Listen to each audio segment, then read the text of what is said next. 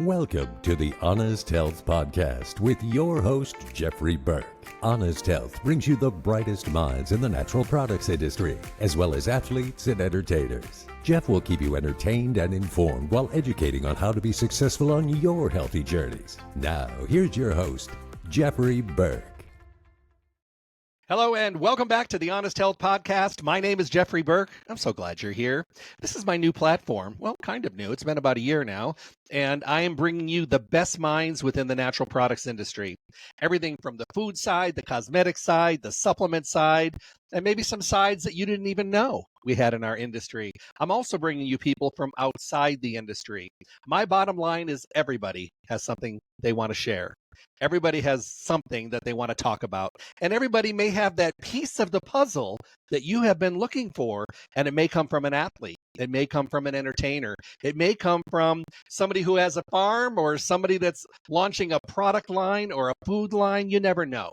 So we're going to make sure that we bring you everybody so that you can find those missing pieces of your puzzle. You're going to love this today. Today, I'm going to be talking with Emily Griffith and Luke Peterson, and we are going to be talking about all things buckwheat. How cool is that? I've talked to you guys before about growing up with my grandmother and how she put, Lord, I swear we didn't turn into buckwheat. We had buckwheat in everything we had when we were kids, and I became a buckwheat aficionado, but I don't know, I got older and kind of fell off the face a little bit, not doing it as much as I used to, but we are definitely going to talk about it today.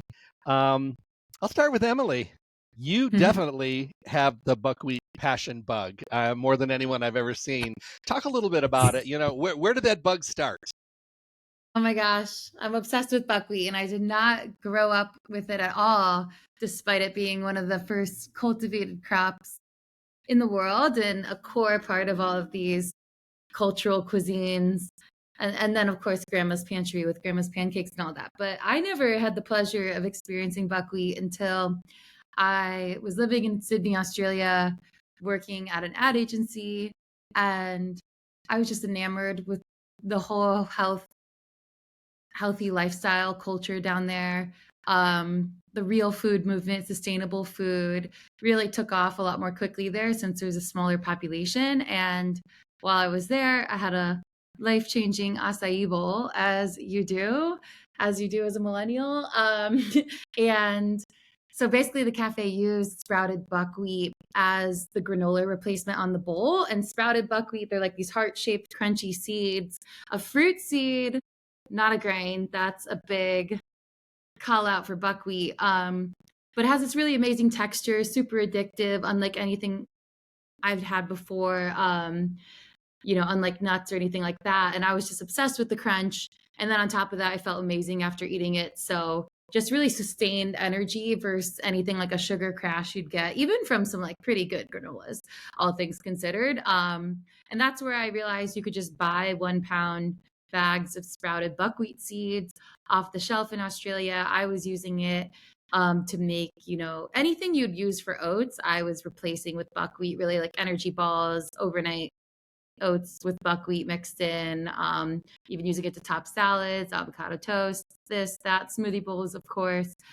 And noticing it used, widespread in Australia. And then that's where, when I was moving back to America, it was more just like, where am I going to get my buckwheat? Because I will die without it, because I'm really hyper focused on this food. Then when, no one was doing it, it was like, I guess I will. How hard could this be? It's an undertaking. It definitely is an undertaking. Turns out 8 years later, it's an undertaking. No, I think it's wonderful. And Luke, you're kind of the other side of this puzzle. You're out in the farm, you're out in the dirt, out in that wonderful regenerative soil, and you're on the other side. You're creating this beautiful buckwheat. Yeah. So we're a ROC certified grain and livestock operation. We farm about 1,200 acres, west central Minnesota. And I guess the journey with Emily started one morning in my office. I had an office in one of my landowner's garage, in the upstairs of his garage with no heat. And it was, I think, the middle of December, and I had my coveralls on and my hat on. I think my computer was slow because it was so cold. And I got a phone call from Emily, and she said, hi, I'm Emily, and this is what I'm going to do. It wasn't, this is what I think I would like to try. She said, this is what I'm going to do. And I'm just like, well, that's great, like, because I would love to grow more buckwheat. I had been growing buckwheat just because it was the right crop to put in at the right time within the rotation that I had. I was planting it for the soil, but not at the amounts that I am now that it's something that I can actually sell to Emily. But buckwheat was like on the top of my list as the next crop to really try to find a market for. And there's a lot of reasons for it. The main ones were just that it's a solid seeded crop, so it covers 100% of the soil. And then it pulls a lot of phosphorus out of the soil. And it's a great pollinator habitat. So I bring a lot of beneficial bugs to the farm by planting this crop. And anytime that I can add a new crop to the rotation, the better off my farm and the soil and the environment will be, just for the sake of diversity. The more diverse an ecosystem is, the better chance it has at survival. So anytime I can add a new crop, I will. Is it a once a year crop, or are you allowed to plant twice a year or more? Yeah, it's an annual, and the way that I plant it is that I don't double crop it. So instead of thinking of double cropping something where I can pull two crops off of the land, we think of it as we take one cash crop and then we plant another crop because it's a short season crop. So it's a good question. We will plant a crop that goes back to the soil. So we have the take half, leave half mentality. So not only does the buckwheat act as a soil mending crop, I have enough time to plant another cover crop as basically, almost a full season cover crop. That kind of adds that much more benefit to my soil. And people have to remember, with cover crops, you not only are just creating a green belt, but you are also getting a better encapsulation and drawdown of carbon into the soil, which is, of course, very beneficial for the soil, not just for this crop, but for moving forward. Emily, what drew you to Luke? I mean, did you open up the yellow pages and just pull up buckwheat farmers, or you did your research? I know you did. Well, yeah, I mean, that is actually how I first got connected to a number of farmers. Was I found some like old HTML website, and I come from like a Chicago suburbs world where I had never met a farmer before. I would have been like one of those kids we were talking about before we started recording who thought food was grown in the back of the grocery store. I would have had no idea. And yeah, I started calling around and learning what would need to be required to even like source, 50,000 pounds of buckwheat or a large quantity from a farmer at a time. First, I needed to actually build a business so that we had the demand there to make it make any sense to buy that much buckwheat, but then also figuring out the processing. So someone who's turning it, a mill that's turning it from the farm crop into something we can use in a food certified facility. So around the time I had that all figured out, Luke and I still can't figure out how we got connected, but we did, and we got on a You call. called me. Yeah, I was on Called my way me back on from my surfing. phone. You had my cell phone number. I actually am kind of curious. How did you I didn't get my realize it number? was so cold. I don't know. I mean, just like you were doing so much volume trying to get this thing off the ground. Yeah, I must have. It was so funny. And it's so funny to hear that it was so cold for you because I'm living in San Diego now and I was on my way back from surfing. And I'm like, I'm going to give this farmer a call and just let him know what's going on and see what he thinks. Yeah. Luke's like, well, yeah, let's give it a try. And I mean, we both have Well, very. and back to that conversation though. We kind of became like best friends forever after that one phone call, and we had never talked to each other before because we got into agriculture and like what's right Yeah. with it, what's wrong with it. But we both had the mentality of we are going to fix it. It wasn't like we were coming up with ideas of how to fix it. And that was what we were going to do. I think that we've learned a lot since then, but yeah. I think that our mentality at the time, maybe it still is. I've backed off a little bit because how educated I have become. But we honestly thought we were going to change the world and change agriculture. I don't know how many years ago that We was. are. We are. But We definitely are. but I was going to say But I you think in our are. minds, we thought that, like, we were literally going to take over the whole system and change it. We realize now, like, we are changing pieces, Buck by buck, brick by brick. acre by It's acre, really farm by farm. exactly. We really are making some real headway. There's no question. Yep. I was watching the movie, the Kiss the Ground movie, and I had Evan Harrison, the CEO, on my podcast a couple of weeks ago. And once I really watched it, the second time, I really took a lot from it. And what I took from it is that so many people really do want to change the world and the soil and all that. And it is a very long, detailed process, but there's a lot more people coming over to our side, thinking about the Mm-hmm. soil, not just the crop, but thinking about the soil. What are we doing? Are we giving back? It's like, and are we preparing ourselves for moving forward?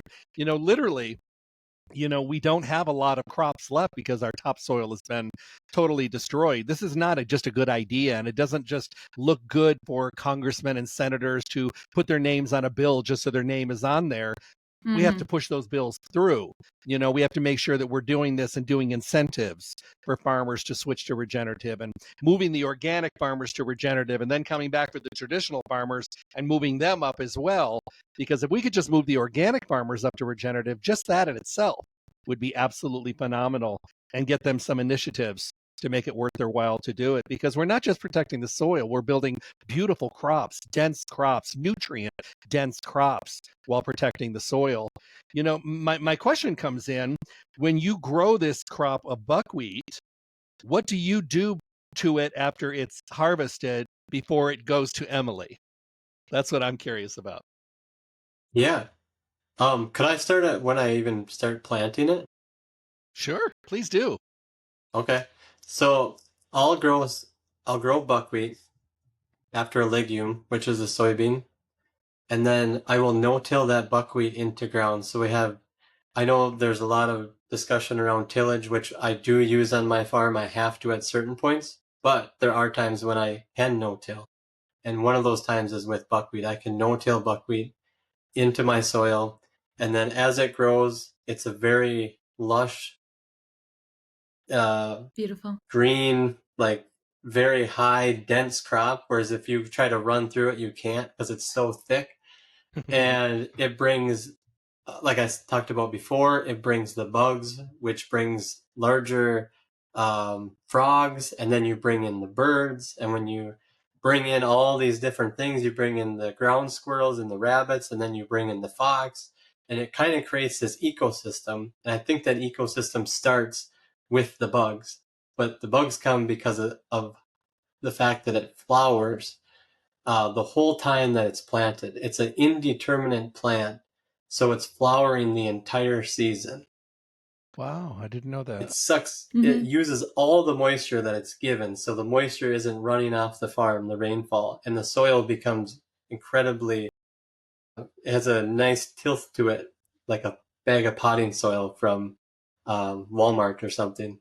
But after the plant gets to a certain point, I have to swath it, and then I put it into a windrow, and that's what I'm doing today.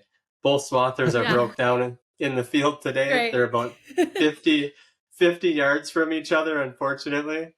And I got some parts ordered, but there is one that Great. may need to be replaced. But anyway, once it's swathed, which is no small task, it is put into a windrow to dry naturally. So we don't use chemical to kill it. Since it's an indeterminate plant and it never stops growing, we cut it mechanically, windrow it, and then once it dries down, we need some good, hot, dry, windy days to get that swath to dry down. We'll come through with a pickup head on the combine, and that picks it up, runs it through the machine, separates the trash from the seed, and then once a seed is in the combine, we put it into a truck, that is been blown out and swept out, so it's gluten-free, and then put into a specific grain bin that is also designated for gluten-free products. And we have a separate auger that we use for buckwheat that hasn't been used for anything with gluten in it. And then once it's in the grain bin, then we use air. We run humidity fans on low humidity days that will move the moisture out of the bin. It's a full aerated floor, so we have an even drying front through that buckwheat. And once the top of the bin reaches the moisture that makes it suitable for storage, we can turn the fans off. And then I usually wait for Emily and her crew to call me and say, okay, we're ready We're to take in coming. your buckwheat. And once they love call it. me, then we hire the trucking firm to come in. And then from there, it moves on to the nearest processing facility. Now, from the And processing facility, where does it go? then Emily can take over.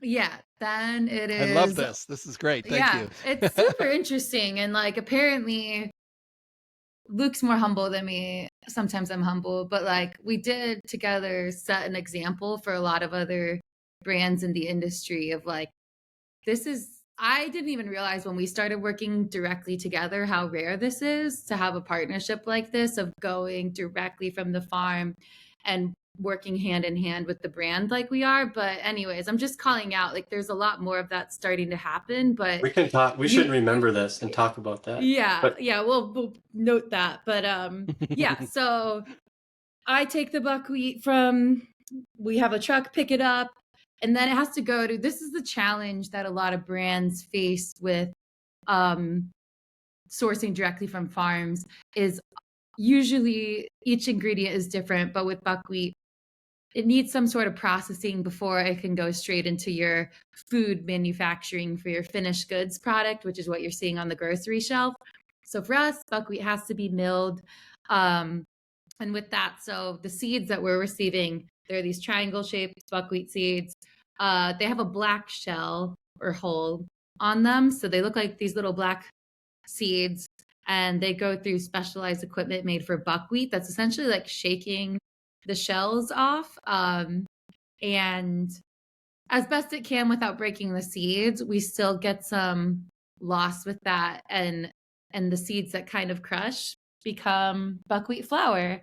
So we actually have that as an upcycled ingredient we're selling to bakeries kind of behind the scenes right now. We'll launch buckwheat flour early next year. But Awesome. Bring it. drum roll. Yeah, exactly. Yeah, I can make those pancakes again.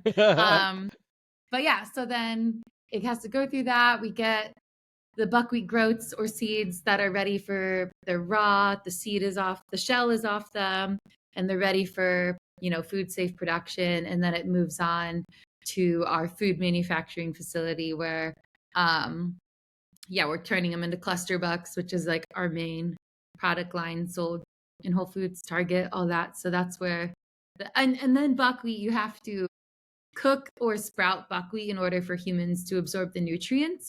So that's what's really interesting with like the Australians' take on buckwheat, that they are sprouting and dehydrating the seeds.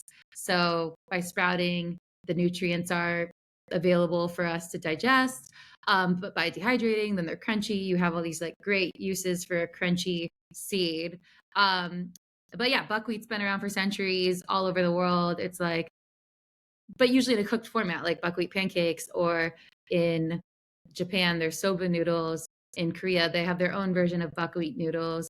In Russia and Ukraine, buckwheat's literally a national dish called kasha, which is like cooked porridge buckwheat. So there's all these amazing uses of buckwheat around the world. But yeah, we sprout and dehydrate, so then we use that. It's quite a process now that I'm thinking about it, but It's an amazing process. And, and the reason that I was so excited about this show is because, first of all, what you're doing should be absolutely commended, and just people should just love what you're doing, because we need to shine a light on the people that are working so hard behind the scenes so that we can get a product that we just take off a shelf.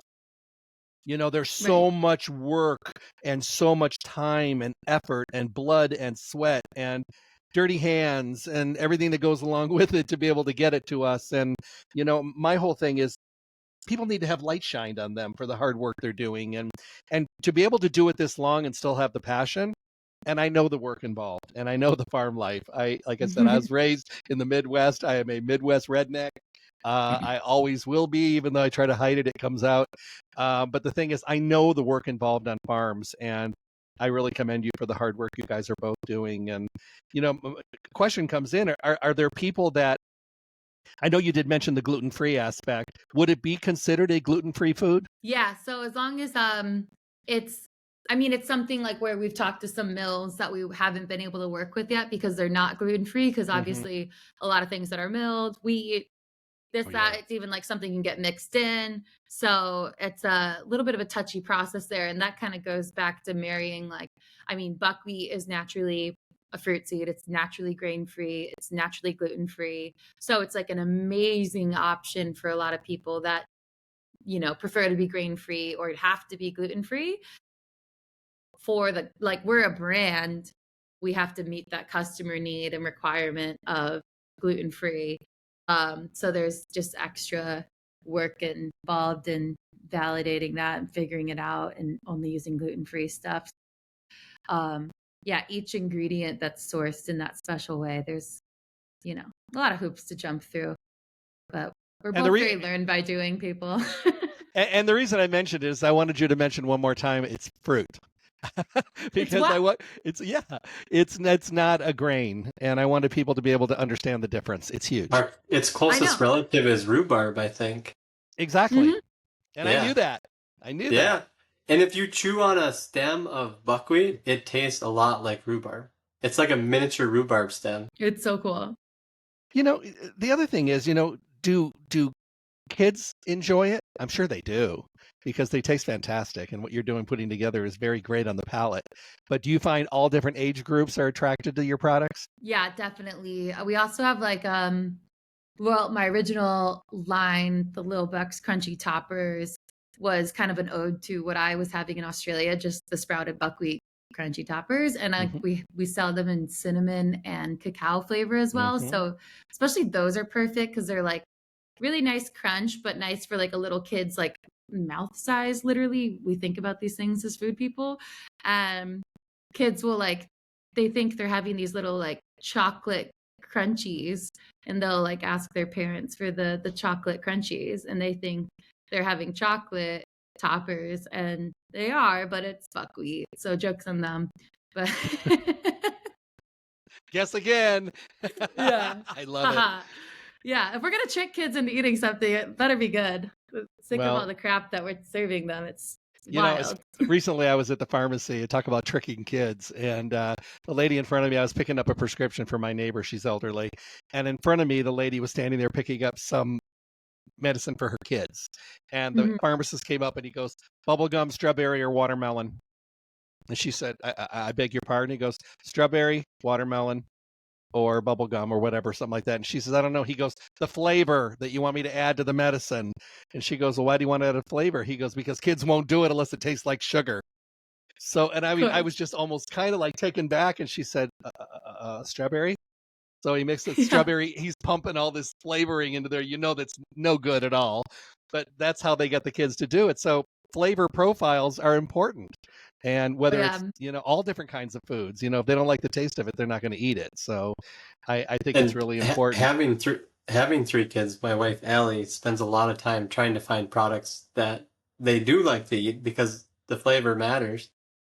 And there aren't very many options that you really feel good about. Do you personally, either of you, use the buckwheat in other ways? I mean, do you cook it like a grain? I mean, have you ever done it that way before? Have you ever used buckwheat in like cabbage rolls? My grandmother used to do. Do you ever cook it that way, or do you use it another way? Gosh, I mean, I'm not much of a cook, so.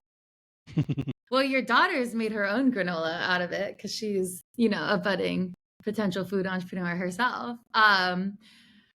Gosh, I mean, it's so funny because I'm so basic and love using it as a topper. And then it's always our customers that come up with these crazy uses. But I actually really we have this everything buck seasoning. So it's like an everything bagel seasoning, but way, healthier ingredients, way less sodium, using the buckwheat for the crunch. So it's like garlic, buckwheat, sesame, all that good stuff. Yum. And yeah, putting that on eggs.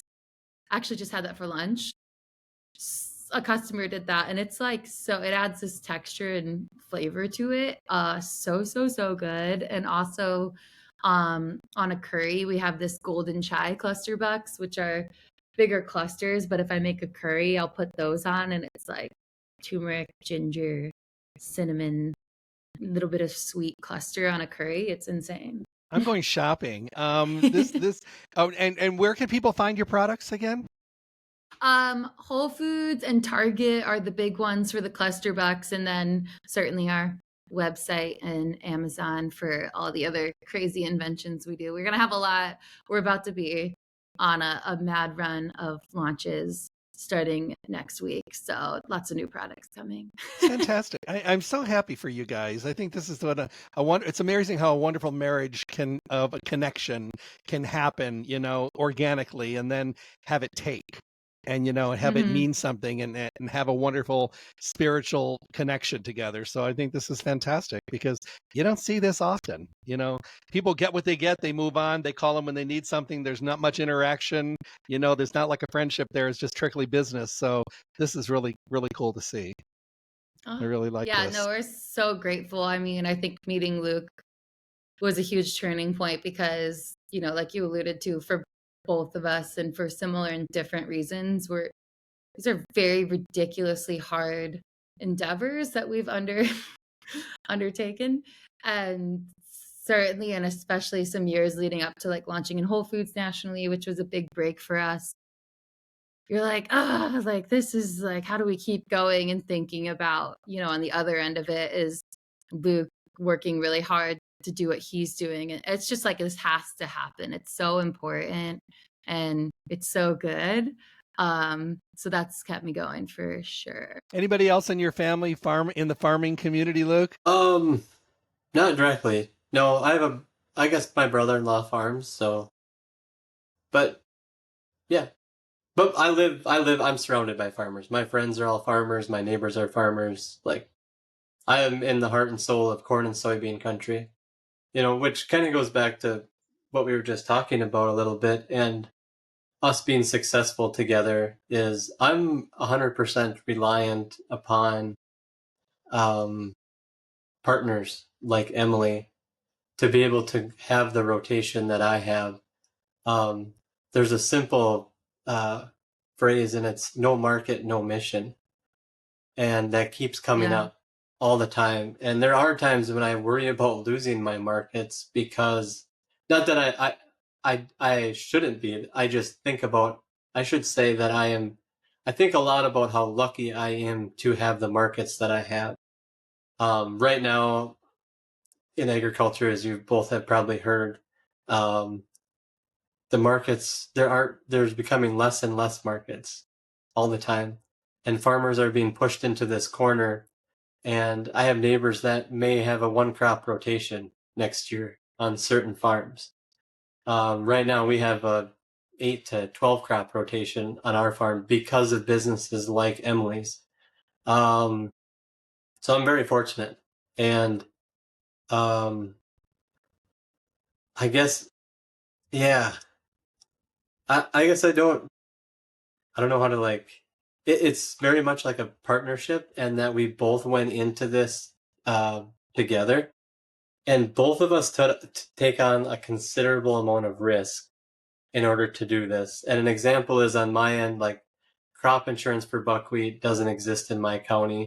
And then I can't imagine the risks that are on the CPG side. I've heard about many of them from Emily. But on both sides, it's wild. Like, when we throw our chips in, we're all in every single year, and we just keep pushing forward together. And there are, like, some big barriers that we go up against. And without Emily's, this is what we're going to do, we're going to make it happen attitude, I probably wouldn't be growing buckwheat. There are other companies now that would buy it from me. But when me and Emily started together, there wasn't really a market for buckwheat, and Emily pays me a fair price for it.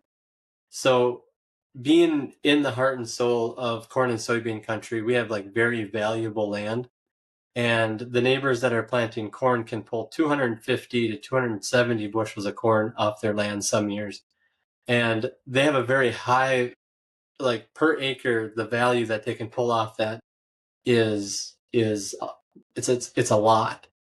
And when you're pulling pounds of a product off of an acre versus 200 and some bushels, which is 60 times what a pound is, I don't have much product to sell when I grow something like buckwheat. So it can become expensive just to remain competitive, to be able to have access to land.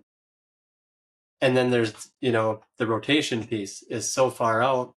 I'll talk to Emily, each year and say, how's next year looking? Does this look like how much product should we plant? Does this look like something we should do again?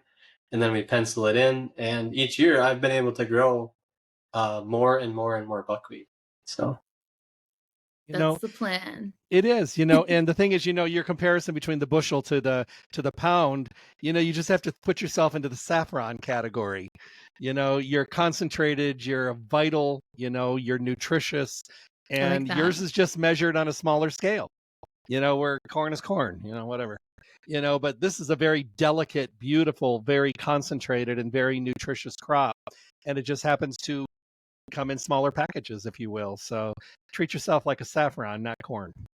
I love that. So another quick question that I wanted to ask you: how are you received by the vegan vegetarian group that are out there? They embrace you?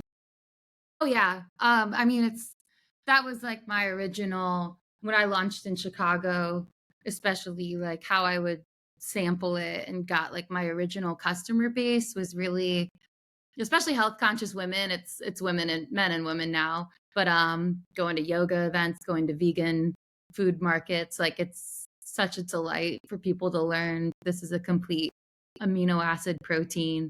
I've had people, vegans and people with IBS tell me like we've changed their life because of being able to introduce such a versatile ingredient that they can actually eat.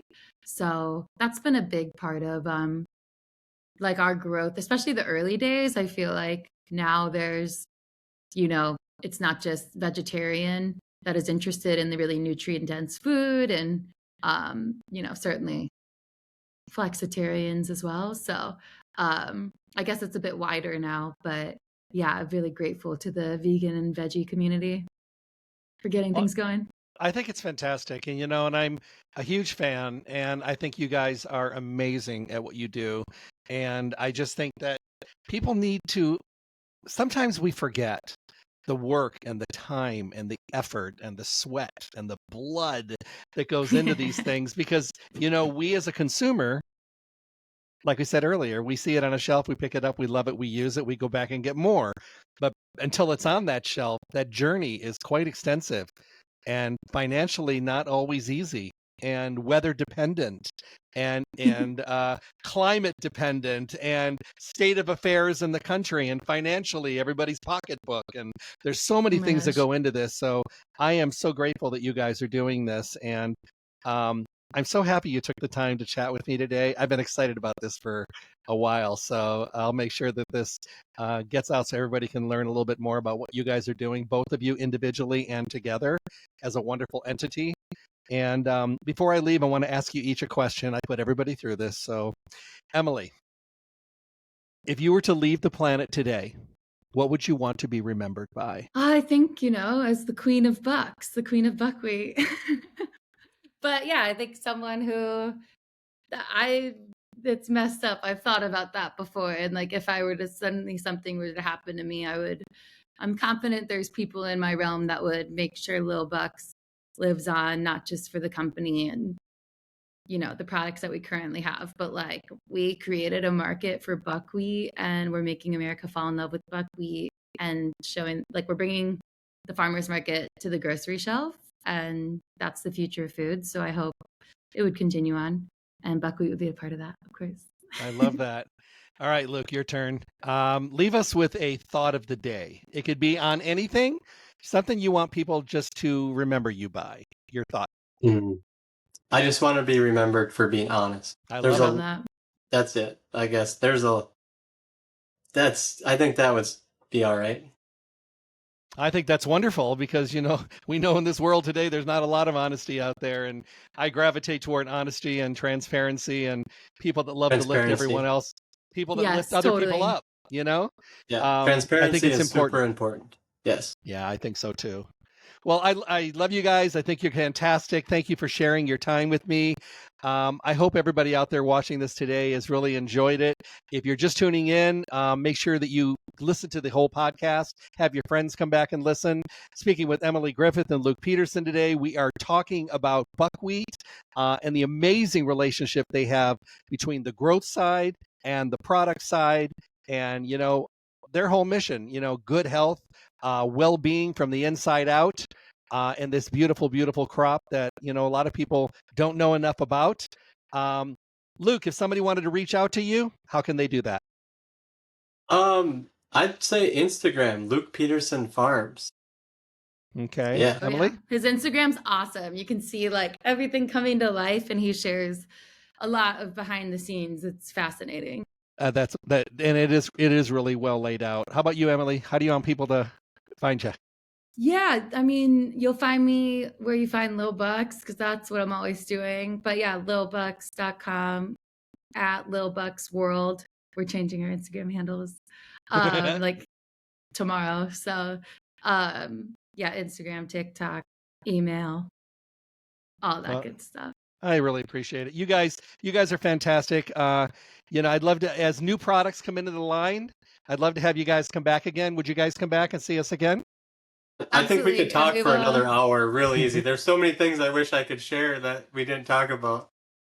No, Oh, yeah. we'll save that for a part 2. We're warming them up. All right. It'll be buckwheat part 2. We'll bring them back and Yeah, collect the questions. We will disperse more answers about regenerative farming and buckwheat, and we'll have more delicious things to share as well. I love it. You guys have a wonderful day. Thank you, everyone, for tuning in today. Make sure you look them up, follow them, give them love on their social medias. And beside that, buy the products. Get out there, try them, crunch them, love them, and then tell everybody about them. Have a great day, everyone. God bless. Stay tuned for more information from the Honest Health Podcast with Jeffrey Burke. And make sure to check back often for interviews and conversations from the guests we all want to hear from. I'm John the Announcer. Thanks for listening.